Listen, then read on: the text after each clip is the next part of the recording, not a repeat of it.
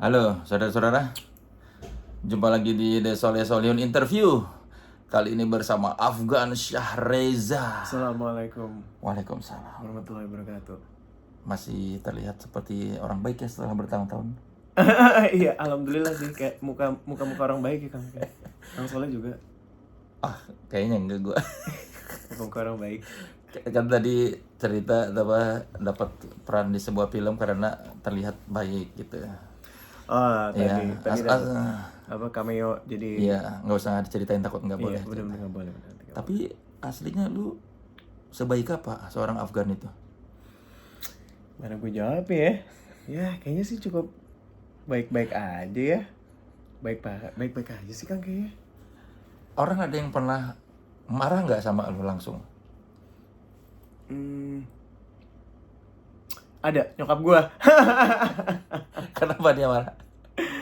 Ya biasalah nyokap kan suka gitu ya. Kalau misalnya nyokap gua kan Padang kan, jadi kalau ngomong kayak ya gitu, padahal sebenarnya nggak niat marah katanya, cuman emang volumenya aja segitu kalau nyokap gua ngomong. Tapi kayaknya sih kalau orang-orang kayaknya alhamdulillah sih enggak sih, nggak ada yang marah-marah. Biasanya nyokap lu marah karena apa? Nyokap gua tuh hal kecil aja bisa jadi pembahasan gitu. Misalnya gue boros kayak gitu, terus nyokap gue selalu ngingetin, ngeri nih mama, ngeri nih ngeliat pengeluaran kamu, ngeri kayak gitu. Padahal kayak nggak ngeri-ngeri banget sih sebenarnya. Apa yang dia ngeri? Abis lu beli apa? Misalnya gue lagi traveling, saatnya gue belanja baju buat manggung tuh saat gue lagi traveling Oh kan. gitu. Iya, gue jarang belanja di sini. Heeh. Jadi kalau gue belanja kan emang buat kerja itu kan Iya. ya. Jadi ya kadang-kadang emang suka sampai nelfon nyokap, mah kredit card tuh bayarin dulu dong. Karena duit gue kan semua yang manage nyokap kan. Oh iya? Finance gue, iya. Dari dulu? Dari dulu sampai sekarang. Jadi kayak nyokap tahu lah gue kayaknya harus dibantu manage. Mungkin nanti kalau misalnya gue udah kawin kali ya baru boleh. Tapi kan lu udah 38 36. dia kan 36. 36. Sudah 36 tahun duit masih dipegang nyokap. Iya. Tapi ATM ada megang sendiri dong. Ada. Tapi harus minta terus gitu loh. Kayak Diisiin gitu tolong mah maksudnya. ini ATM ini udah habis, tolongin dong gitu. Jadi dia kayak financial manager ya nyokap tuh. Kayak gitu. Terus kayak bayar cicilan gue kan banyak tuh buat rumah lah, buat yang properti yang di mana gitu. Iya. Misalnya gue tuh suka lupa bayar, jadi yang ngatur-ngaturin gitu nyokap lo. Tapi transfer atas nama Gua, lu. iya, cuman kayak join account gitu. Jadi nyokap bisa kayak bayarin kalau misalnya gue lupa gitu lah. Gue emang agak harus belajar sih, anjir. Udah umur segini ya. Iya itu kan dari lu 2008 umur berapa berarti 2008 tuh? 18. Dulu kan wajar masih belum 21. Iya, sekarang sih udah umur segini sih gawat sih sebenarnya. Ya. Maka Tapi nyokap gue janji nih, gue kan lagi jadi gue udah tinggal keluar dari rumah nyokap tuh kan dari 2020. Gue tinggal di apartemen. Sekarang gue lagi bangun rumah, udah mau selesai. Kata nyokap gue, once rumah kelar, lu pegang dah tuh semua duit lu gitu. oh gitu. Iya. Jadi dia mau memastikan duit lu sampai dulu jadi rumah gitu. Iya, sampai jadi rumah. Udah, lu pegang deh tuh duit lu sendiri gitu. Ya biasalah. Emak Padang. Tapi kalau ibu-ibu Padang pintar ngatur duit loh. Iya. Makanya aman duit lu nggak akan. Aman, gue salut sih masalah manajemen finance yang nyokap gue tuh. Kayak gue kadang-kadang bisa jadi kebeli apa tanpa gue harus ngurangin tabungan kayak gitu-gitu. Ngerti nggak? Jadi kayak dia kayak mengolahnya tuh cukup sangat oke sih nyokap gue. Jadi lu menyerahkan sepenuhnya. Iya. Lu tinggal bilang, maaf aku butuh ini. Iya, misalnya temen-temen aja deh. Jadi misalnya gue, tapi kalau misalnya gue mau investasi, misalnya gue mau saham, jadi gue kayak minta, boleh nggak gue minta duit segini, gue mau belajar investasi saham gitu, dikasih. Terus gue ada restoran juga di Darmawangsa, boleh nggak gue ini sisihin, gue mau investasi di restoran kayak gitu. Oh, tapi harus seizin nyokap. Gue harus presentasi dulu sih nyokap. Jadi dia harus percaya dulu. Oh, ini visibility-nya bagus nih bisnis Iya, ini. karena gue gitu. pernah ketipu, Kang. Mati banget. Gue pernah ketipu invest di restoran juga. Hmm. Waktu itu 2014 2015 lah, gue ketipu. Jadi nyokap gue dari situ tuh agak-agak mulai hati-hati tuh kalau misalnya gue mau investasi, dicek gue harus presentasi dulu, hitung-hitungannya gimana lah pasti ya. Iya. Sama partnernya siapa kayak gitu. Lu ketipunya gimana? Ketipu gue, jadi barang-barang dagangannya tuh kayak nggak dijualin tapi malah diambilin terus dijual pribadi gitu. Waktu itu sama partner gue. Bisnis apa? Restoran. Enggak, barang dagangan gimana maksudnya? Ya restoran waktu itu kan ada kayak barnya gitu kan.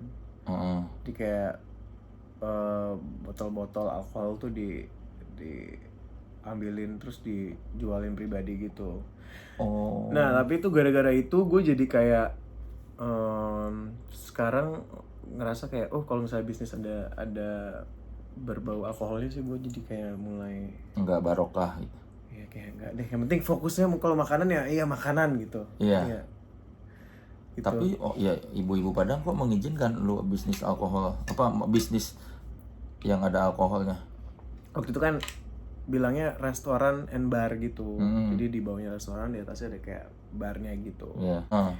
Nah, habis itu gue ya udah, gue jadi apa-apa tuh mulai mesti presentasi lah dengan proper gitu ke nyokap gue.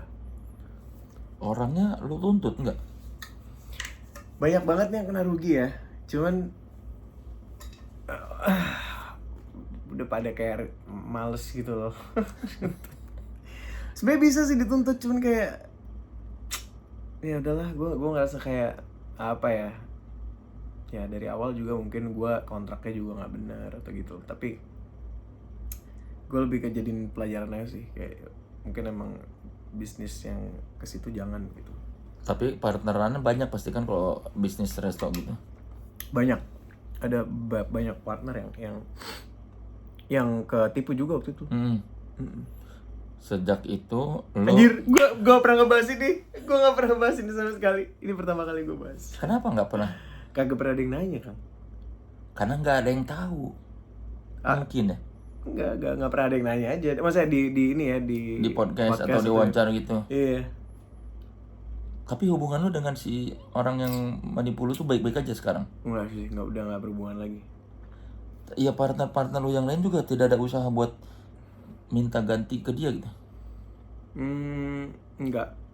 Iya semuanya udah pada males gitu. Tapi nggak ada yang menempuh jalur hukum. Tapi ya itu, pada banyak yang rugi, tapi pada malas gitulah ngurusin kan. Gue juga termasuk yang malas ngurusin. Pada banyak duit kali ya, kok ketipu pasti miliaran? Enggak, gue ratusan. Ya tetap aja Ya ratusan. gitulah kan. Ratusan juta diikhlaskan gitu aja. Ya harusnya sih gue tuntut ya, cuma gue itu kayak agak mager ya maksudnya. Yang lain juga lebih milih udahlah ya. Yang lain juga kayak udahlah. Tapi kalau gue personally gue langsung cabut aja. Gue langsung kayak udah, emang gak barokah ya. Jadi jadiin pelajaran. Itu berapa lama dari mulai buka usaha sampai lo ketahuan bahwa dia menipu? Lama lagi Kang, kayak 3 tahunan 4 tahunan gitu. Itu kan pasti dia minta duit terus gitu kan, invest lagi. Enggak, investasi di awal doang. Cuman sekali doang. Ya, cuman tidak balik sama sekali gitu loh. Kayak cuman balik mungkin 1/4 menuju setengah, not even setengah sih, 1/4-nya yang baru balik gitu. Jadi abis itu gue udah gak jelas lah, gue cabut aja gitu. Kalian bisa ketipu karena nggak ada yang turun langsung di situ. Kayaknya kita nggak semuanya juga nggak terlalu ngecek reportnya. Kayaknya investor itu juga kayak pada sibuk-sibuk semua gitu loh. Jadi kayak pada nggak terlalu ngecek financial reportnya. Waktu itu gue juga kan investasi itu gue masih kayak 22 atau 23 gitu ya. Jadi kayak masih kayak nggak saham gitu. Makanya sekarang sih udah nggak gitu sih. Gue invest di mana-mana, gue benar-benar hati-hati banget. Dulu nyokap lu bilang apa waktu tahu bisnis yang pertama itu ketipu? Ya cuman kayak nggak marah sih, cuman kayak ya ampun gitu. Tapi sejak saat itu lu nggak pernah ketipu orang lagi? Enggak, alhamdulillah gue nggak pernah ketipu lagi. Gue bisnis gue selanjutnya kayaknya insya Allah sih aman ya gitu. Jadi gue ada restoran, terus gue lebih baik di properti Kang. Terus gue kayaknya pengen bikin studio nih, studio latihan, studio rekaman. Jadi ya, emang lebih banyak bisnis yang gue own sendiri gitu. Sejauh ini belum ada bisnis studio rekaman gitu berarti? Belum, gue belum ada studio latihan nih, gue lagi mau bangun nih di Fatmawati deket rumah gue. Terus di studio rekaman gue bikin di rumah gue. Oh, biar nggak usah pergi jauh kalau rekaman. Ya, tapi kalau misalnya temen-temen mau rekaman boleh main ke rumah aja gitu, pakai studionya gratis. Wah. Berarti dari kemarin-kemarin tuh baru sekarang mau mulai bisnis yang ada hubungannya dengan musik. Iya, oh iya gue juga lagi bikin label sendiri Kang, gue lagi produce penyanyi baru kayak gitu. Apa labelnya namanya? Namanya Better Days, hari yang baik. Ya, hari yang lebih baik. Ya. Udah ada nemu talent? Udah gue lagi produksi, udah 2 lagu, tapi belum gue rilis karena gue benar-benar kalau mau rilis tuh promo plan-nya harus kuat dulu gitu kan. Iya. Daripada lagunya bagus tapi promonya nggak bagus, sayang gitu. Lu di situ jadi produser juga berarti? Gue di situ jadi A&R, gue jadi executive producer. Jadi gue yang ngurusin semua yang berhubungan kreatif dan permusikan, ya kalian ya gue yang invest juga gitu. Tapi lu masih di bawah label? Ya, makanya label gue yang punya gue ini nanti buat artis-artis yang akan gue mentori dan akan gue produseri gitu. Kalau lu tetap di label? Kalau gue di Trinity kayaknya masih masih 5 tahun lagi.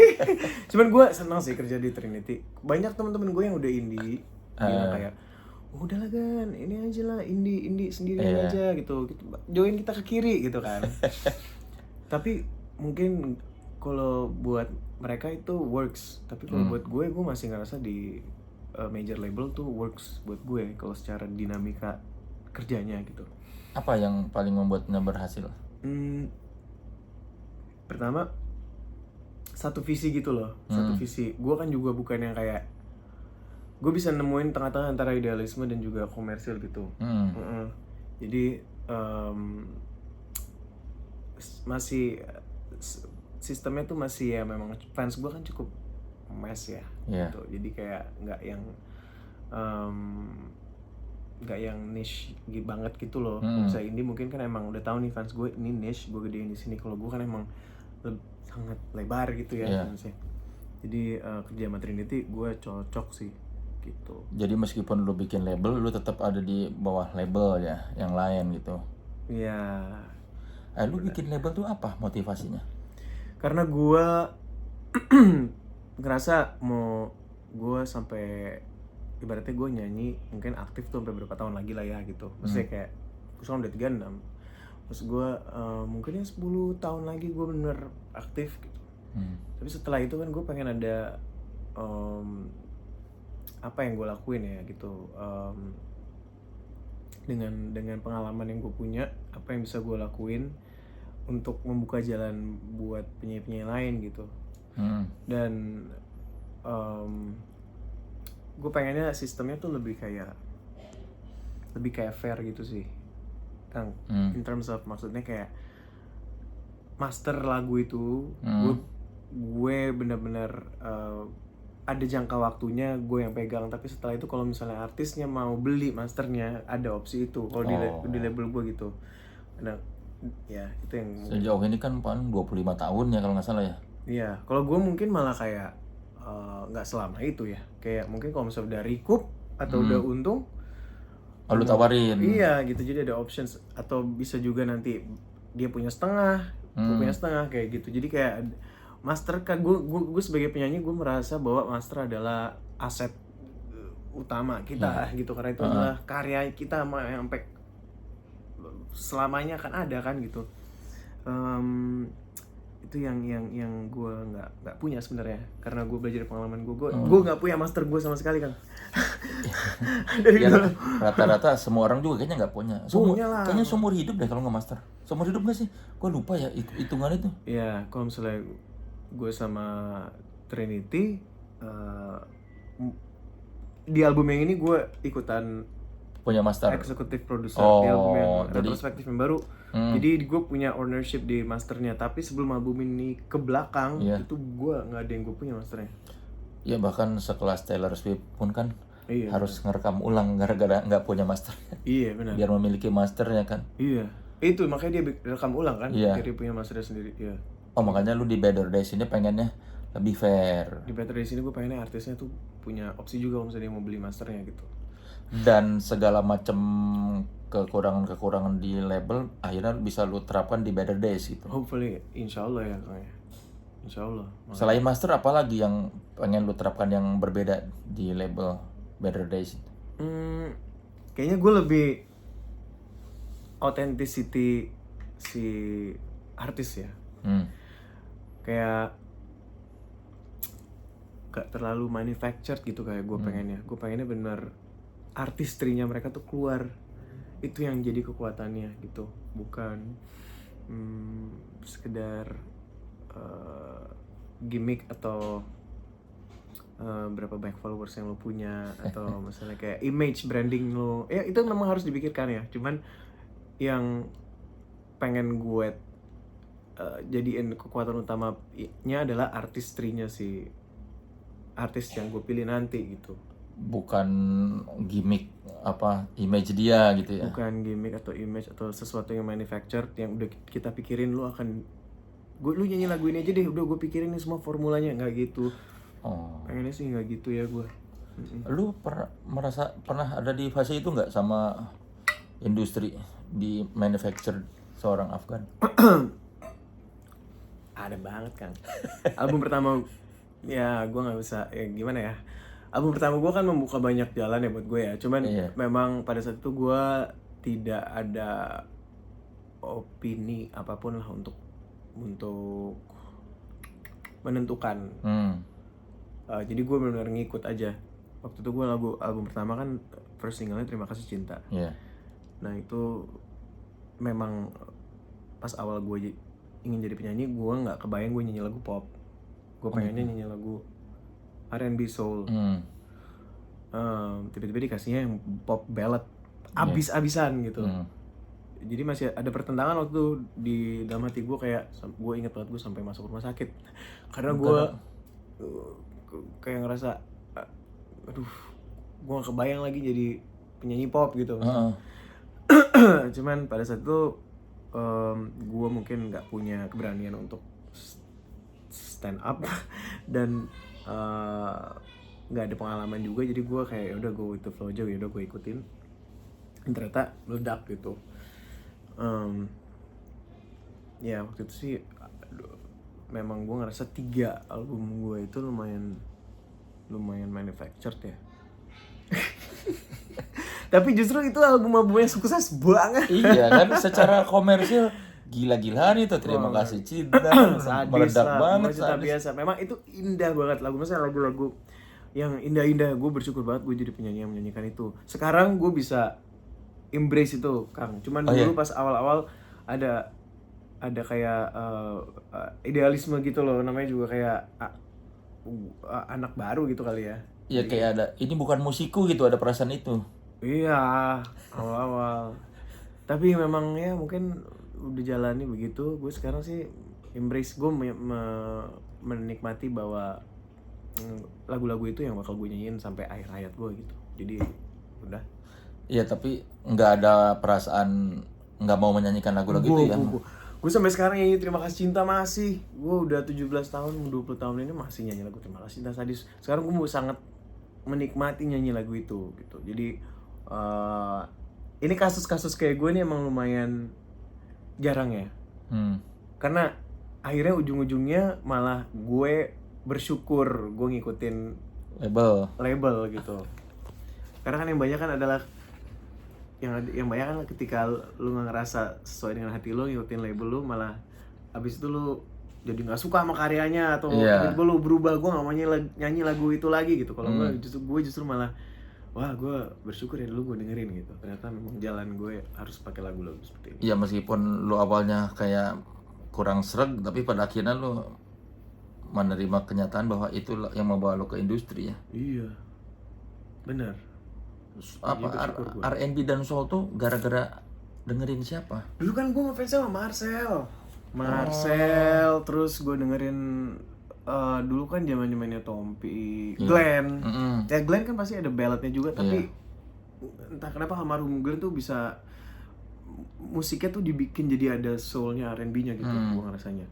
Nah yang kalau awal-awal itu tuh gue ngerasa gue emang pop banget lah. Terus gue dengerinnya itu Tompi udah ya. Dulu ada penyanyi namanya zaman-zaman gue baru mulai tuh Bibus, nggak tau ya? Iya tahu. Ada Bibus. Itu kan musik-musiknya agak jazzy gitu kan. Nah, gue tuh pengen ke arah situ sebenarnya awalnya. Black music ya? Gue memang dari kecil dengerinnya black singers. Iya. Jadi gue dengerinnya emang Stevie Wonder, Michael Jackson, Brian McKnight. Itu tuh udah darah daging banget di gue. Tapi akhirnya karena memang harus melalui jalur pop ya, akhirnya ada sentuhan R&B-nya lah di setiap lagu ballad gue. Ada sentuhan nyengkok-nyengkok R&B lah yang lu berusaha masukin idealisme lu di situ. Iya, at least ada lah sentuhan R&B-nya. Tapi kalau sekarang gue udah dapat kebebasan lah mau bikin apa aja dengan karya-karya gue gitu. Ya setelah lu punya nama akhirnya kebebasan itu dapat ya. Karena ada keberanian juga, terus gue jadinya juga belajar nulis lagu, terus ketemu sama sekarang Trinity ya emang benar-benar kolaboratif ya gitu. Misalnya mereka kasih input, gue juga boleh kasih input gitu. Jadinya kayak ketemu di tengah. Nah album yang ini benar-benar gue ngerasa ketemu di tengah lah gitu. Si retrospektif ini. Oke, gue kembali lagi nyanyi lagu bikin album pop Indonesia, tapi gue mau kemasannya beda ya gitu, kayak musiknya nggak kayak dulu lagi ya gitu. Jadi kalau denger emang lagu balladnya atau lagu yang up temponya, kemasannya udah nggak kayak Afgan yang diekspektasikan orang-orang gitu. Yang manis banget ya. Biasanya kan manis, terus piano, strings gua gitu kan. Justru di album ini gua nggak mau kayak gitu sama sekali. Gua pengen gitar, nggak usah ada strings. Jadi beneran gitar. Gua pengen kayak anak tongkrongan banget lah gitu. Iya. Makanya produsernya pun kan Petra sama Randy kan, gitaris. Petra, Randy, sama Gerald semua orang. Iya. Semua gitaris. Tidak ada satu string pun ya. Tidak ada satu yang dibikin sama Gerald, lagunya lagu Mas Baby Romeo. Gue nggak mau orkestra ya, stringsnya cuma 4 aja. Jadi pas string doang, kalaupun ada. Ya. Biasanya kan yang mungkin Afgan orkestra gitu. Nyanyinya juga belting yang nada tinggi terus kayak vokal akrobat. Ini nggak ada di album ini, semuanya lempeng gitu. Lebih simpel berarti menurut lo? Lebih organik sama lebih maskulin lah gue ngerasanya album ini. Karena ada sentuhan band indie-nya juga, indie 2000-an gitu. Iya kan. Itu visi musik itu setelah ketemu produser, apa lu punya visi terus lu nyari produser buat itu? Gue memang ada visi buat album ini, gue pengen lebih ngeband. Itu satu area yang gue gak pernah explore soalnya kan. Jadi langsung gue telepon Petra waktu itu. Gue pengen bikin album yang memang lebih ngeband, lebih kayu gitu musiknya. Terus soalnya gue ngerasa kalau misalnya lagu Afgan tuh pasti yang denger, kalau lagu Afgan pasti yang denger biasanya cewek atau enggak cowok-cowok yang les vokal gitu. Iya gitu ya? Cowok-cowok yang les vokal gitu. Jadi gue pengen yang albumnya ini bisa dinyanyiin semuanya gitu, nggak cuman itu doang gitu. Yang pertama di kontak Petra. Terus tadi ya udah kita ngerjain 8 dari 10 lagu gue kerjain sama Petra, sama Kamga bertiga. Itu bertiga tuh kita kerjain. Sisanya 2 lagu ya, satu Gerald, Situmorang, satu lagi si Randy. Kan Petra di Bali. Gue ke Ubud kan. Oh lu ke Ubud. Si 8 lagu itu dibikin pada saat kalian lu sama Petra di Ubud. Iya, gue bikin 2 kali songwriting camp. Jadi yang pertama gue seminggu di Ubud, gue Petra sama Kamga doang bertiga. Habis itu gue bikin di Jakarta, gue Petra Kamga, terus kita ngajak Bilal. Iya. Gue ngajak Iqbal, Siregar. Ya udah, jadilah 10 lagu itu. Campnya berapa hari yang pertama tuh? Seminggu 2 minggu lah. Pokoknya gue ngerjain album ini kalau buat nulis lagunya 2 minggu doang. Oh 2 minggu. Karena semua di Ubud itu seminggu tuh. Sisanya di Jakarta buat ngerapihin. Seminggu di Ubud, seminggu di Jakarta. Oh seminggu di Ubud, seminggu di Jakarta. Ya. Habis itu gue break dulu, gue naik haji. Alhamdulillah naik haji gue tahun ini. Habis itu gue balik naik haji tuh, gue langsung gas rekaman tuh dari bulan Juni, Agustus, September gue rekaman. Langsung dari September mixing, mastering, November ini rilis. Cepet ya? Ngebut pisan. Lalu naik haji sama nyokap? Sendiri gue. Oh sendiri? Sendiri naik haji Kang, alhamdulillah. Kan nyokap udah pernah? Nyokap udah pernah. Gue berangkat sendiri, emang udah rasa waktunya lah gitu. Lu mau minta doa apa pada saat di depan Ka'bah? Banyak lah Kang, gue sampai bikin buku doa yang gue ketik sendiri gitu loh. Iya, jadi gue benar-benar bikinnya satu, misalnya gue bikin banyak chapter gitu ya. Chapter 1 buat orang tua, chapter 2 buat gue, ada buat kerjaan, buat love life, ada buat adik gue, kakak gue, sahabat-sahabat gue gitu. Semuanya gue pernah bikin rapi, jadi biar nyampe sana gue nggak ngeblank gitu. Iya, nggak lupa yang minta doa siapa gitu. Nggak ngeblank gitu. Dan banyak juga yang titip doa temen-temen gue. Jadi gue senang banget tuh kalau udah dititipin doa. Gue ngerasa gue ada misi tuh ke situ. Oh, gue kesini selain mau doain buat gue, tapi temen-temen gue juga nitip doa. Apa yang pengalaman dari haji yang mengubah hidup lo? Wah, semuanya. Satu, haji tuh kan miniatur kehidupan kan. Jadi kayak sebenarnya miniatur kehidupan ya di haji itu banyak banget yang gue sadarin tentang hidup sih setelah gue balik situ. Kayak gue lebih berserah udah pastinya. Terus gue lebih tahu apa yang real dan apa yang tidak real dalam hidup. Apa misalnya? Ya dulu, ya sekarang gue pasti gini deh. Dulu gue mungkin bisa obses banget dengan semuanya yang duniawi gitu. Kayak kalau misalnya gue nggak dapet ini, gue stres banget gitu. Atau gue kayak obses, gue pengen mendapatkan ini gitu. Dan gue bergantungnya kepada manusia gitu. Dan ketika gue balik dari haji, gue ngerasa ini semua hanya titipan, bisa diambil kapanpun ya. Tapi satu hal yang lu bisa rely, bergantung adalah fully kepada Allah gitu. Dan itu ketika udah nyampe tahap itu, hidup jadi terasa sangat lebih ringan sih. Dan lebih kayak sekarang nih album gue udah rilis, biasanya gue kan akan kayak aduh gimana ya, gue harus bikin orang suka album ini, gimana gue harus kontrol gitu. Setelah gue balik dari haji, gue ngerasa hal yang di luar kontrol gue ya udah nggak bisa gue kontrol gitu. Yang bisa gue lakuin adalah gue lakuin yang terbaik pas gue lagi kerjanya. Setelah udah keluar, bukan milik gue lagi, itu udah di kuasanya Allah gitu ya. Sama gue lakuin aja yang gue bisa untuk memaksimalkan promonya gitu. Sisanya ya udah bukan di tangan gue, rezeki. Sebelumnya berarti lu overthinking? Sebenarnya gue gila sih. Obses kayak iya, gue kayak obses banget. Maksudnya obses kayak pengen punya kontrol gitu. Kayak gue pengen mengontrol semua aspek di hidup gue. Mungkin itu ya, setelah gue pulang haji, gue jadi bisa lebih melepas kontrol. Karena gue tahu ada yang ngatur gitu. Jadi tenang, lebih tenang sih. Berarti dulu misal nih lu dapat nominasi AMI dan gak dapet, itu lu kecewa? Gue kecewa. Gue bikin semuanya personal gitu. Gue bikin semua, apa nih, ada yang kurang dari gue apa. Orang kayaknya udah bosan ya, gue jadi negatif banget gitu loh Kang. Jadi gue ngerasa, wah gila, lu gak bersyukur banget sih kalau lu berpikir kayak gitu. Sekarang gue jadi lebih kayak, ya semuanya rezeki semua sudah ditakar dan tidak akan tertukar gitu.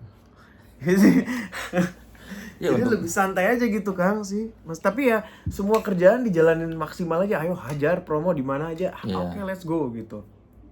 Cuma nggak seobses dulu. Ya udah gue lepaskan aja. Ya untungnya lu kan dapat AMI Awards berapa kali tuh ya? Banyak banget kan? Ya ada yang lebih banyak lah Kang. Iya, tapi ya, di antara sekian banyak itu ada yang berapa yang nominasi dan tidak dapat? Gue pernah nih ya Kang, gue AMI Award waktu itu tahun 2016 album gue dapet 10 nominasi. Banyak. Gue dateng nih nyanyi, teman-teman gue nih semuanya dapet nominasi semua nih, tapi gue ikut nih 10 nominasi, album terbaik lah apa semuanya.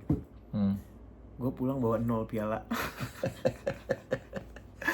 Teman-teman gue semua pada foto pakai piala, ayo kita foto semuanya rame-rame. Gue doang yang kagak ada piala.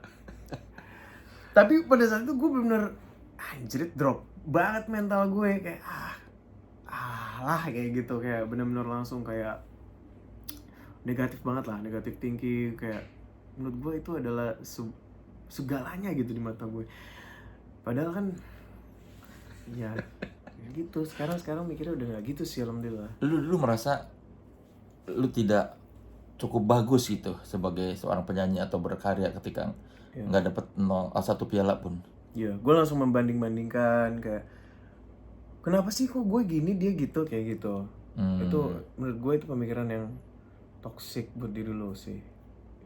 Gue adalah fase-fase itu di hidup gue waktu itu kan, umur gue kayak 27, 28 gitu ya.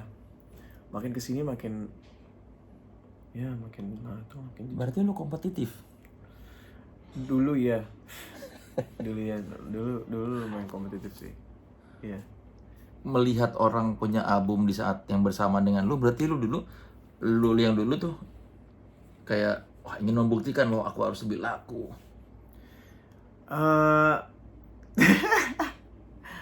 Ada kayak gitu-gitunya dulu. Iya. Ada kayak, tapi bukan yang kayak harus ngalahin siapa, enggak, tapi lebih kayak album gue harus laku nih, kayak gitu. Tapi bukan gue harus ngalahin dia, enggak gitu. Gue lebih kayak album gue tapi harus laku. Gue pengen punya kontrol nih, gimana caranya biar orang suka gitu. Nggak ada yang bisa kontrol, itu bukan di luar kontrol lo. Capek loh orang hidup kalau ingin punya kendali atas semuanya. Iya capek, makanya sekarang gue ngerasa wah alhamdulillah ya nih, kayaknya Allah udah ngasih gue petunjuk dan hidayah nih, jalani hidup lebih enteng. Tapi ya memang gue sekarang ngomong gitu bisa ya, tapi tetap aja kita manusia masih ada ekspektasi. Ekspektasi boleh ada lah, tapi gue tahu gue harus bergantungnya udah sama Allah aja, dan gue lakuin yang terbaik yang gue bisa. Tadi lu bilang proyeksi ya paling 10 tahunan lagi. Emang lu merasa tidak akan bernyanyi sampai tua? Gak tahu ya, gue mungkin yang kayak bener-bener hajar bleh, maksudnya nyanyi terus keliling ya mungkin 10 tahun lagi, gue gak tahu ya. Soalnya gue sekarang aja gue ngerasa udah gak kayak dulu sih, maksudnya capek. Maksudnya gue nggak bisa tuh yang kayak dulu, misalnya sehari gue bisa 1 hari 2 kali nyanyi gitu. Udah nggak kuat, udah ya emang.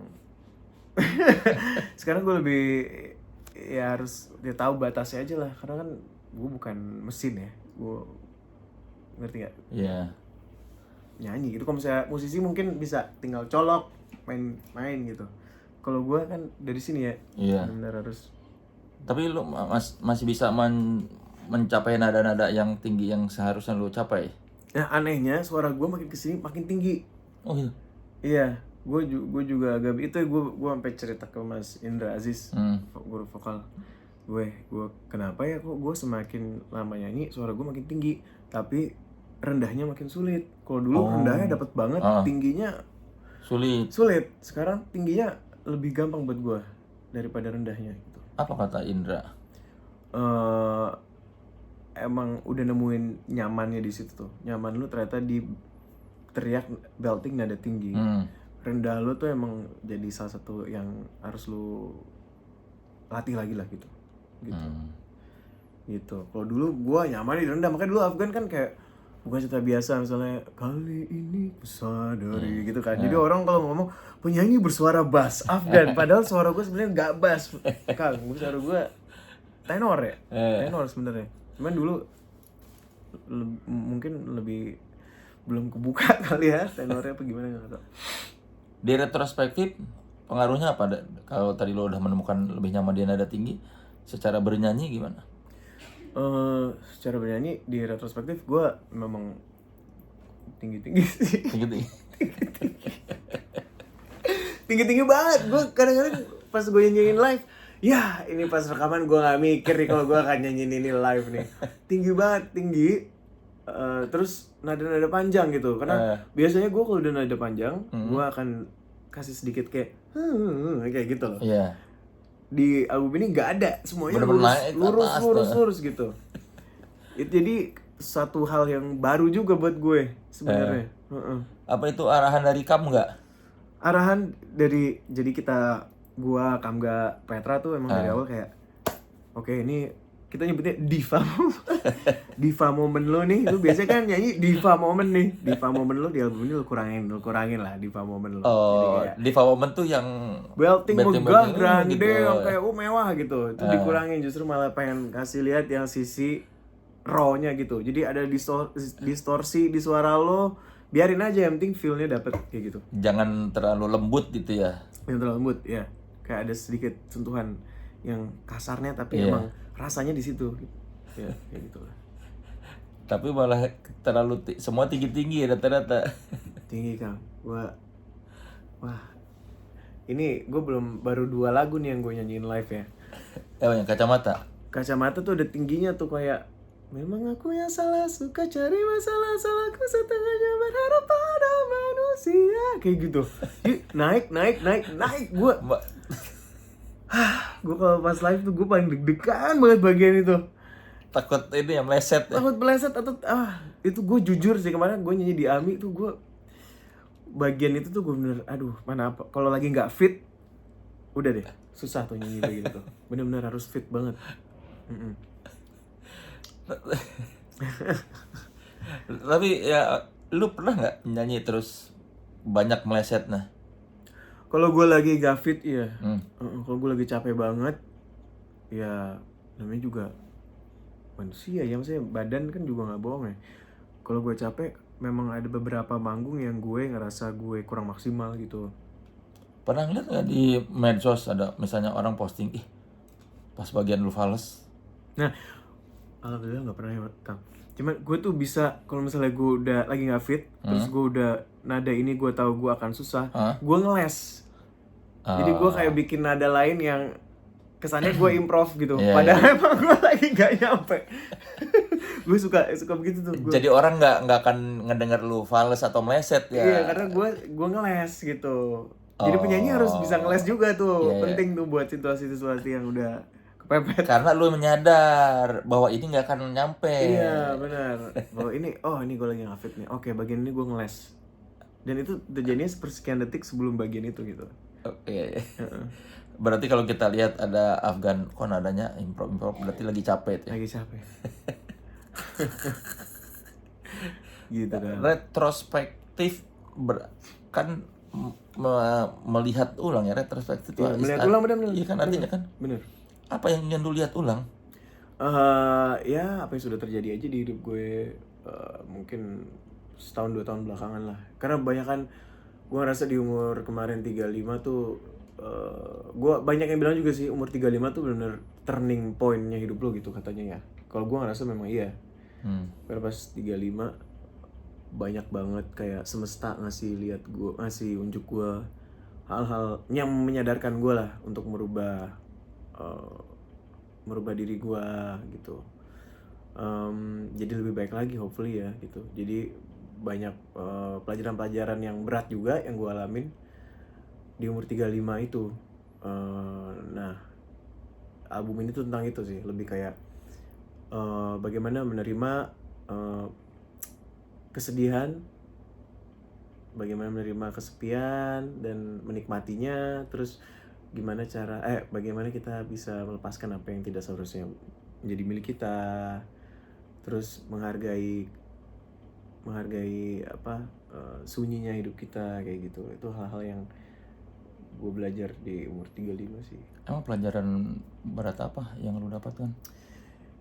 Ekspektasi kehidupan aja sih Kang, kayak ekspektasi kehidupan yang gue ngerasa gue punya ekspektasi terus ya tidak kesampaian lah, terus kecewa atau kayak gitu. Jadi gue belajar detach akhirnya sama apalagi bareng pas haji ya, benar-benar diajarin detach. Tapi ini prosesnya Kang, gue juga masih belum detach, tapi lebih ke segalanya tentang hidup tuh lu jangan terlalu melekat lah gitu. Lu detach termasuk dari ekspektasi lu terhadap hidup gitu. Jadi lu benar-benar menjalani hidup as it is. Radical acceptance. Berarti dapat konsep retrospektif ini setelah pulang haji? Kan gue berangkat haji tuh Mei. Gue ngerjain ini dari Februari April. Jadi Februari April tuh gue udah mulai mendalami spiritual ini gue nih, pemanasan menuju haji. Jadi banyak pemahaman yang gue tuangkan lah di sini gitu. Sebelum haji pun udah ada pemikiran seperti itu. Udah kan lagi mendalami itu kan. Sebelum haji research dulu di sana esensinya mau ngapain lah. Terus semuanya itu kan gue ikut beberapa kajian dulu kayak gitu. Jadi itu yang kayak banyak dapat wah zoom out gitu. Tadi gue melihat hidup tuh kayak di sini, sekarang udah bisa kayak gitu zoom out. Setelah di haji baru makin tebal itu si perasaan itu. Ya. Makanya pulang haji keluarlah konsep si albumnya retrospektif. Benar. Jadi berdialog dengan apa yang sudah terjadi di masa lalu dan berdamai. Habis itu yang bisa gue petik pelajarannya. Kan karir sudah didapat, popularitas didapat, apa lagi yang lu harapkan dari hidup kan? Ya, personal life gue kayaknya masih ya maksud gue kan pengen lah punya home life kayak gitu. Kerjaan gue tuh bisa banget kesepian sih. Gue ada satu lagu di Pluk itu. Iya, lagu Pluk. Benar-benar ya, ketika gue di panggung ramai ribuan orang, begitu gue balik ke kamar hotel atau ke rumah sepi, kayak cuman gue doang kayak gitu. Itu kan mungkin hal-hal yang nggak dilalui oleh, itu kan nggak normal gitu maksud gue. Maksud gue bukan kehidupan yang kayak orang, nggak tahu ya, mungkin ada aspek normal, tapi kalau gue mungkin lebih skalanya lebih, lu merindukan kehangatan gede gitu kali ya. Ya, merindukan kehangatan berarti. Lebih ke ya sebenarnya hal yang berharga, yang priceless di hidup adalah hal-hal yang sangat simple gitu. Ya, hal-hal kecil tuh yang priceless justru. Kayak lagunya ini siapa, Lucky Britney Spears atau She's so lucky ya, Berarti kan iya kayak gitu. Iya kan, A Lonely Life yang dari panggung pulang ke rumah nggak ada orang. Iya. Itu emang lagu-lagu para performer kayaknya.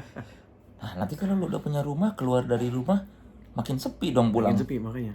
Kalau sekarang kan masih ada nyokap kan pulang Enggak, gue sekarang di awal jadi apartemen. Tapi gue di apartemen kan. Iya. Buat bujangan pas lah. Iya. Ya kan? Karena nggak terlalu luas. Tapi ini gue pindah nanti ke rumah, kayaknya Januari gue bisa pindah. Itu rumah gue 4 lantai. Cuma ada lu dan ART. Cuma ada gue dan ART, paling ya udahlah siapapun ini teman-teman gue kayak bikin lost man nanti deh. Siapapun teman-teman gue yang, karena gue cukup deket Kang sama teman-teman musisi. Itu gue kayak Isyana, terus ada siapa lagi ya? Ya Petra, terus Teddy, itu Gamal. Tuh suka banget tuh nongkrong di rumah Isyan tuh, ada Reza Candika lah. Vidi gitu kan. Jadi kita semua tuh kayak lumayan erat gitu loh. Gue bersyukur banget, itu salah satu rezeki di hidup gue adalah punya teman-teman yang itulah yang banget. Setidaknya lu nggak terlalu kesepian gitu ya.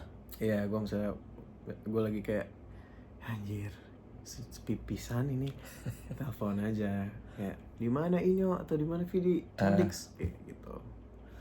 Karena terlalu jomplang ya. dari panggung ribuan orang, Mm. tiba-tiba pulang ke rumah sing. Iya kan, bener-bener soalnya gini, kayak teriakan ribuan orang, terus yang lu ditarik-tarik, Ya. dipegang-pegang gitu, sampai Hmm. pas rumah ya lu bener-bener silence gitu, kayak sepi banget. Itu kan jauh ya, jomplang banget. Kayak ya, itu yang gue rasain sih. Berarti lu mendamba kehidupan berumah tangga sebetulnya. Gue pengen punya home life, itu salah satu doa gue lah. Gue pengen punya home life yang steady, yang simple aja. Cuman emang semua kan atas kehendak Allah ya. Ya tapi kan harus berusaha juga sebetulnya. Iya, gue berusaha pasti. Cuman emang dari kemarin usaha kok kayak gagal terus. Belum. Emang seperti apa, pasangan seperti apa yang lu damba tuh? Yang nyambung secara spiritual dan fisikal pasti. Gue cuma kayak yang connect secara physically, spiritually. Udah, kalau physically and spiritually connected, gue rasa sih ya enak gitu jalannya sih. Dari 2008 sampai berapa sekarang, 17 tahun berkarir di industri, belum nemu. Belum, ya gue selalu ya gagal terus gitu ya, nyoba pasti kan kayak tiba-tiba gak jadi gitu. Jadi kayak Apa yang membuat selalu gagal menurut lo dalam berhubungan? kayaknya gue makanya gue terapi ya. Maksudnya gue banyak banget isu di dalam diri gue juga sih, kalau gue boleh berkaca ya. Isu apa? Maksudnya gue temboknya tinggi banget, terus itu karena trauma. Jadi gue susah untuk bisa Membuka diri. nerima perasaan cinta yang besar tuh. Gue kadang-kadang suka overwhelm gitu nerimanya. Dan itu semua karena trauma masa kecil lah gitu. Ada satu kejadian di hidup gue waktu sekolah dulu, gue di abuse, dibully, tapi ya quite abusive lah.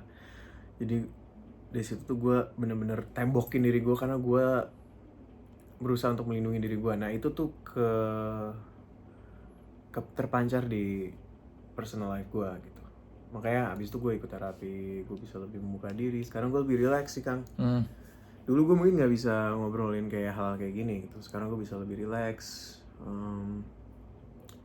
Itu berkat inner work yang gue lakukan terapi, dan sekarang gue ditambah spiritual journey gue, alhamdulillah di jalur yang tepat kayaknya gitu rasanya. Berapa lama terapi? Terapi kayaknya 2-3 tahun ya, Lama dong. Iya, sampai sekarang juga masih, tapi nggak sesering dulu karena udah mendingan. Berarti terapinya baru-baru ini dong? Iya Kang, gue karena nyari terapis yang cocok susah. Atau lu denial sebelumnya? Enggak, karena gue nggak tahu. Iya, gue nggak tahu kalau gue nggak Bahwa nyari itu sampai tuh, akarnya bahwa gitu. itu tuh bermasalah gitu maksudnya? Iya, gue nggak nyari sampai akarnya gitu. Kenapa gue merasa kayak gini tuh, gue nggak aware gitu. Waktu itu gue sibuk distract diri gue aja.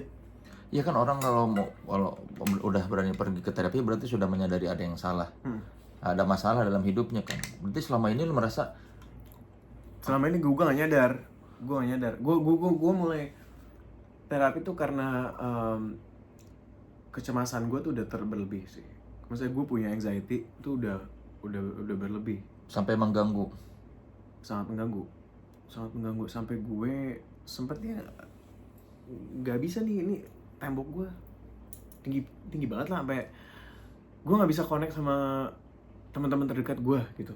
Meskipun nama Isa, nama Candika. Iya, semenjak gue terapi baru benar-benar gue bisa Benar-benar connected as kayak ya gitu. Tapi kenal sama mereka udah lama kan sebelum terapi. Udah lama. Cuma sebetulnya lu selalu menjaga jarak gitu. Tembok. Untuk melindungi diri karena dulu ya trauma. Ya berarti akrab-akrab tapi sebetulnya lu tuh kayak menutupi diri lu yang sebenarnya gitu ya. Iya, gue ya tembak lah, ada banyak hal yang gue nggak share gitu. Sampai akhirnya ya udah, setelah gue ngejalanin inner work, gue ngerasa gue lebih connected sama diri gue. Ketika gue ngerasa lebih connected sama diri gue bisa lebih connect sama teman-teman, sama orang lain, dan hopefully mudah-mudahan kedepannya ya sama pasangan ya. Mereka merasakan nggak perubahannya setelah? Merasakan banget, merasakan sih. Dulu lu nggak mau cerita apa-apa gitu sama mereka? Dulu gue lebih ya listener aja, dengerin kayak gitu. Yang tipe-tipe mendem gitu, mendem. Sekarang mah gue justru malah help me. Gue telepon teman-teman gue mau kesana, gue mau cerita kayak gitu. Jadi kalau dulu enggak? Dulu gue malah mendem, gue dengerin. Justru malah teman-teman yang kayak cerita gue dengerin gitu. Gue paling kayak, ya makanya pada saat itu gue sama diri gue memang, kalau kata terapis gue split, nggak connect gitu. Jadi gue gimana ya jelasinnya, ketika gue terapi ya ada jembatannya lah nih gitu, antara diri gue dan diri gue sendiri. diri gue sendiri gitu. Karena lu lebih mengenal diri sendiri ya pada akhirnya. Lebih mengenal diri gue sendiri dan lebih tahu akar permasalahannya tuh apa ya. Ternyata oh karena ini tuh, oh ada fear of ini toh gitu. Oh iya. Jadi kalau lu resah akan sesuatu, jadi dicari tahu kenapa nih kok ini ada mengganggu hidup gua, apa perasaan. Oh ternyata gara-gara ini. Kenapa gue selalu takut. Trace back lagi, oh ke masa kecil ada sesuatu yang terjadi gitu, kayak gitu. Ya kan padahal hidup di dunia entertainment berat kalau gitu kan, lo kalau selalu nutup menjaga diri. Berat makanya karena temboknya tinggi jadinya anxious. Jadinya cemas gitu, karena ngerasa harus selalu berjarak gitu ya. Kalau udah runtuh pelan-pelan, kecemasan itu mulai lebih reda gitu, karena ngerasa oh I'm belong gitu ya. Iya.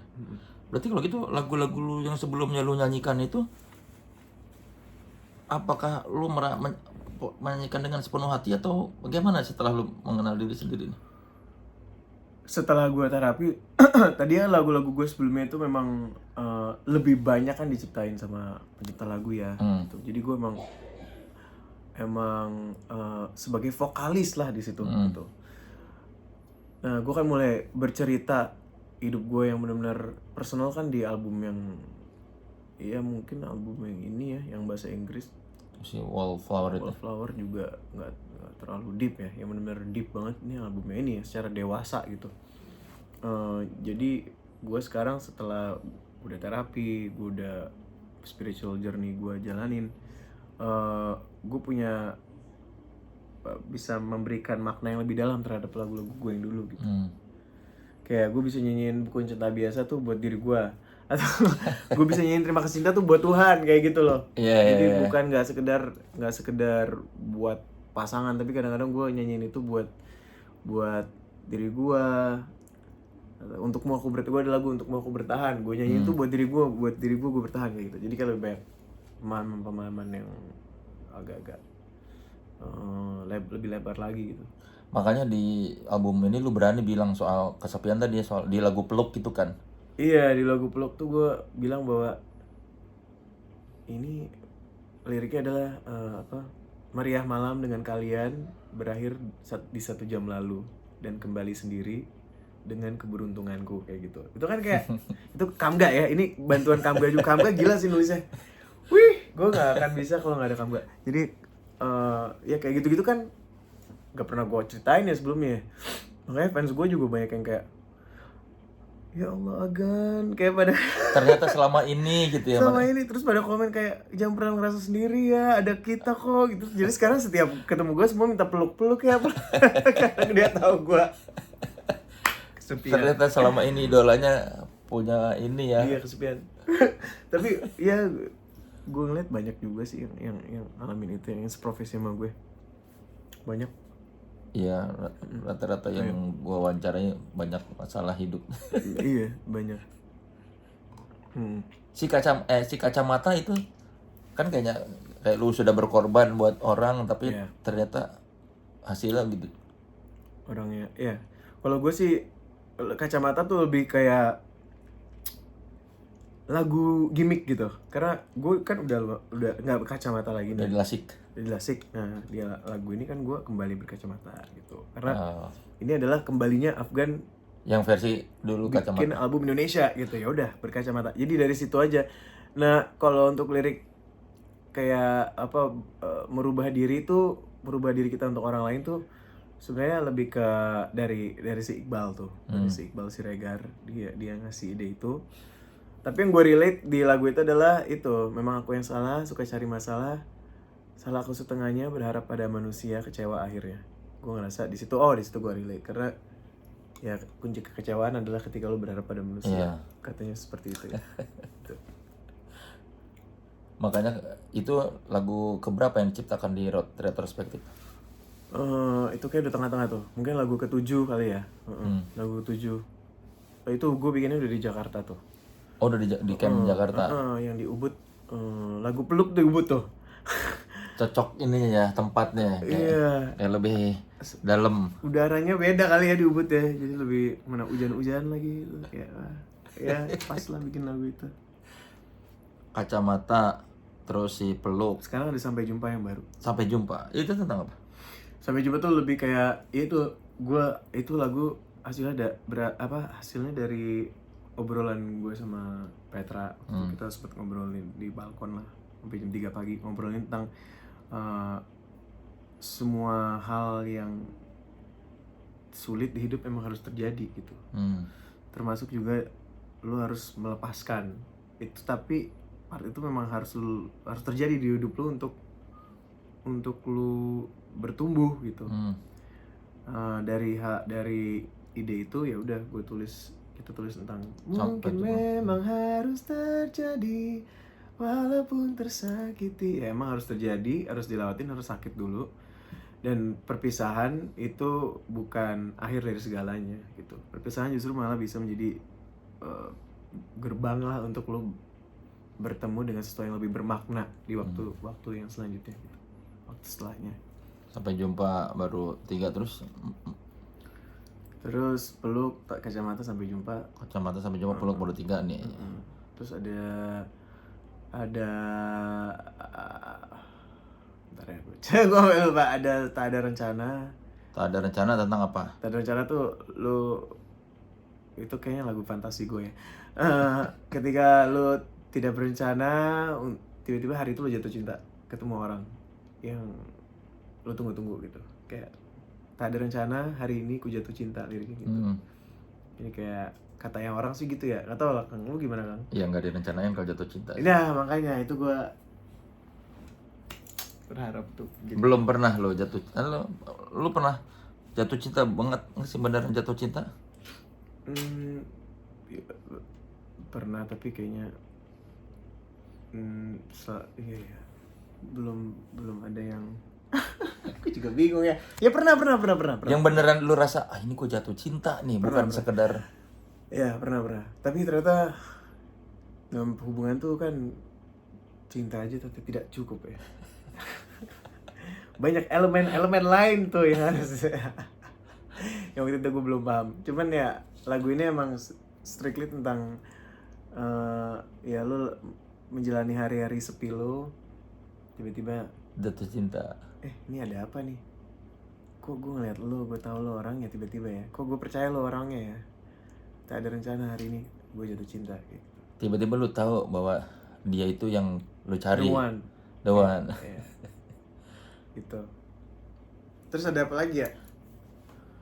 Ada Silahkan judulnya. Itu tentang apa Silahkan? Silahkan tentang kayak lu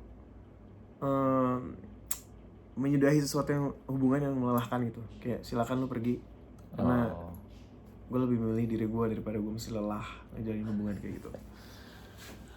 Terus betul baru 5 tuh. Terus ada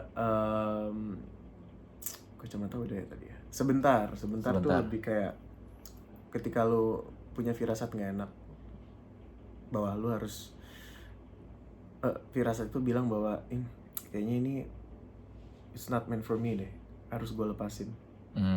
Jadi sebentar tuh lebih kayak sebentar gue pikir dulu ya kayak gitu. Sebentar kok firasat gue ngomong kayak gini ya, kayak gitu. Habis itu kayaknya gue harus lepasin nih karena ini bukan ditakdirkan buat gue, kayak gitu. Terus ada masa iya. Baru masa iya tuh. Masa iya gitu kan. Masa iya tuh kayak masa iya sih gue harus bertahun-tahun ngelupain lo kayak gitu. Jadi kayak itu lo kayak celebek gitu lah. Iya. Lo nggak sengaja ketemu terus tiba-tiba masih ingat lagi. Kayak anjir udah berapa tahun lamanya masa iya gue belum lupa kayak gitu. Lagunya tentang itu. Pernah. gue pernah lagi. Itu gila sih. Gimana lo menghadapinya? Ya udah, ya emang belum lupa ya gimana, tapi nggak bisa bersahabat tuh. Ya udah gimana. Jadi ya. Lu tuh pernah sakit hati yang benar-benar sakit hati banget gak sih? Pernah dong. Umur berapa? Umur 35. Baru dong. Baru. Iya. Berarti masih? Hah? Masih? Enggak dong, udah healed dong. Apa yang membuat luka itu sembuh akhirnya? Ya nulis album ini. Dikeluarin semua. Pasti gue naik haji sih kemarin udah bener-bener kayak wah gila sih, kayak menyembuhkan semua luka gue yang dari kecil pun tuh jadi apa ya, disembuhkan gitu. Ya secara psikologis lu jadi lebih tenang ya. Karena gue lebih tenang dan gue lebih tawakal. Tadi masa iya baru berapa? 7 tuh. 3 lagi udah. Terus tadi apa? Ada The One That Got Away. Oh iya, The One That Got Away. The One That Got Away itu konsepnya adalah biasanya kan The One That Got Away itu nyaris kan. Orang itu yang kita merasa kita kehilangan orang itu. Tapi di lagu ini adalah I am the one that got away. Gua. Oh, dari sisi gua yang the one that got away. Iya, gua adalah the one that got away-nya lu. Makanya lagu pede berarti. Iya, tapi lagu pede. Iya tapi kan emang jadi lagu kayak yang lu nyanyain gua. Iya, lu sih kayak gitu, kayak gitu. Gua mau bikin lagu karena biasanya the one that got away nih Katy Perry itu lagu Katy Perry. Iya. The one that got away kan orang mikirnya pasti dia nih yang the one that got away. Ternyata enggak, gua the one that got away. Gua mau bikin plot twist itu sih. Lucu aja. Terus satu lagi pernah merasa gitu? Pernah juga. Pernah. Terus gue fans gue juga pada kayak gue relate banget lagu ini nih, mampus lo kepada kayak pernah juga gue ngerasa gitu. Terus lagi 10 baru 8 tuh kayaknya. Kepastian itu tentang apa? Kepastian itu lagunya Mas Baby Romeo. Dulu lagunya dinyanyiin oleh Teh Reza Artamevia dari album kayaknya Keyakinan deh, album ketiga. Oh, ini yang diproduksiin sama Gerald ya? Kepastian. Iya, Gerald. Itu kenapa gue pilih lagu ini karena emang kalau musical hero gue ya Baby Romeo. Oh iya? Iya. Kenapa? Gue udah ngefans dari zaman Bunga Terakhir kan. Abis itu album pertama gue lagu Sadis udah Baby Romeo, Cinta Biasa Baby Romeo, Bawalah Cintaku Baby Romeo. Jadi semua lagu-lagu gue yang everlasting tuh ciptaannya Mas Baby. Dan gue inget banget pertama kali gue dengar lagu Andai Aku Bisa itu waktu gue SD, gue langsung punya mimpi, wah gue pengen jadi penyanyi suatu saat nanti gara-gara lagu itu. Dan ciptain Mas Baby Romeo. Jadi gue ketika setiap ada album gue pasti ada ciptaannya Mas Baby gitu. Nah di album ini gue juga pengen dong ada Mas Baby. Si lagu Kepastian ini gitu. Jadi emang lagunya tentang kayak banyak hal yang harus kita perjuangkan, even though kita tidak tahu kepastiannya itu kapan. Tapi kalau memang worth it untuk diperjuangkan ya perjuangkan kayak gitu. lagunya kayak gitu intinya. Terakhir apa lagi? Terakhir Misteri Dunia. Misteri Dunia tuh lagu openingnya itu lebih kayak itu, lagu self affirmation gue ya, kayak menerima segalanya, luka, sedih, semuanya diterima, karena gue yakin bahwa di liriknya tuh menangis tak mungkin selamanya, terangilah jalanku untuk mengerti misteri dunia. Jadi kayak lu terima semua apa yang sudah terjadi di hidup lo, dan lo tahu bahwa yang baik akan datang buat lo, dan nanti lo akan nemuin jalan untuk nemuin semua pertanyaan di hidup lo. Gitu, kayak gitu. Kenapa itu pembuka? Kan kayaknya lebih cocok jadi kesimpulan ya.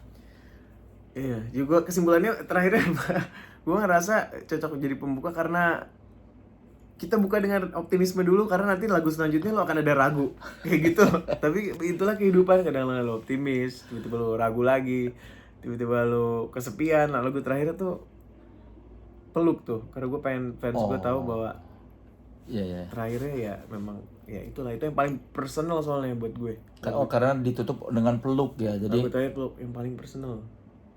Iya, pada akhirnya misteri dunia pun akan terselesaikan kalau lu punya seseorang yang bisa meluk lu di saat sepi ya. Benar juga lo kan. Pinter lo kan. Gue gak kepikiran sampai situ sumpah. Ya nanti lu bisa cerita kalau di wawancara yang lain. Gue pinjem ya. Kata Kang Soleh gitu. Iya, kalau misteri dan peluk kan pada akhirnya kan lu sudah tidak perlu bertanya-tanya lagi misteri dunia kalau ada seseorang yang memeluk lu di hari-hari lu yang lelah itu menutup hari kan. Iya, tapi setelah itu masih ada lagi misteri-misteri lainnya. Ya nggak apa-apa kan, tinggal dipeluk lagi aja. Iya. Untuk sekarang gue peluk diri gue sendiri dulu aja deh. Ayo kan, bisa yuk kan. Sadis, sudah benar sadis. Tapi lu bahagia sekarang? Gue sekarang ngerasa karena tenang, yang gue cari tenang ya. Kayaknya lebih tenang tuh jadi udah cukup gitu. Karena bahagia tuh relatif ya kayaknya. Gue ngerasa kayak yang gue cari adalah ketenangan sih. Bahagia tuh penting tenang aja sih kalau gue. Bahagia ya ngikut nanti dia. Karena bahagia gak selamanya juga, tapi sedih juga tidak selamanya. Bahagia tuh kita yang nentukan. Benar, bahagia kita yang nentukan ya. Jadi tidak relatif sebetulnya. Oh gitu ya? Iya. Kita yang nentuin. Subjektif Ya, benar-benar Kang, setuju. Iya. Bahagia kita nentuin. Itu mungkin PR gue selanjutnya. Cuman dengan gue lebih tenang aja udah lebih enak lah, lebih enteng. Iya, nemuin ketenangan itu tuh. Berarti dari album retrospektif apa yang paling lo banggakan? Dari album retrospektif paling gue banggakan adalah semuanya lagi. Gue bangga banget sama storytellingnya. Gue bangga banget sama musik yang digarapnya juga. Terus yang paling gue bangga adalah ya gue ngejalanin album ini benar emotional roller coaster ya gue ngejalaninnya. Jadi dari yang gue lost banget sampai gue haji, terus gue nemuin diri gue lagi kayak rebirth gitu. Itu gue laluin semua prosesnya pas lagi ngerjain album ini. Jadi lebih ke ya gue bisa menyelesaikan dengan segala tantangan yang berat banget yang gue lewatin, dan gue jadi dan hasilnya maksimal. Itu yang paling gue bangga sih, karena mungkin apa ya, gak semua orang bisa juga tuh ngejalanin itu ya. Tapi ya biasanya gak tau ya, orang-orang kayak gue tuh maksudnya yang anjir, jangan nanti ngomongin orang, cuman banyak lah gue ngeliat sosok-sosok kuat tuh di antara teman-teman gue yang kayak wah ini orang hebat banget bisa ngelewatin ini sambil ngerjain ini, gila banget kayak gitu. Dia gue cukup bangga ya terhadap diri gue itu ya. Silakan didengarkan di semua platform. Bakal keluar CD-nya katanya? Iya, gue rilis CD karena ntar gue kirim deh Kang. Oke. Karena gue kangen punya CD. Silakan dinantikan CD album retrospektif sementara itu, silakan didengarkan di semua digital platform. Terima kasih Afgan.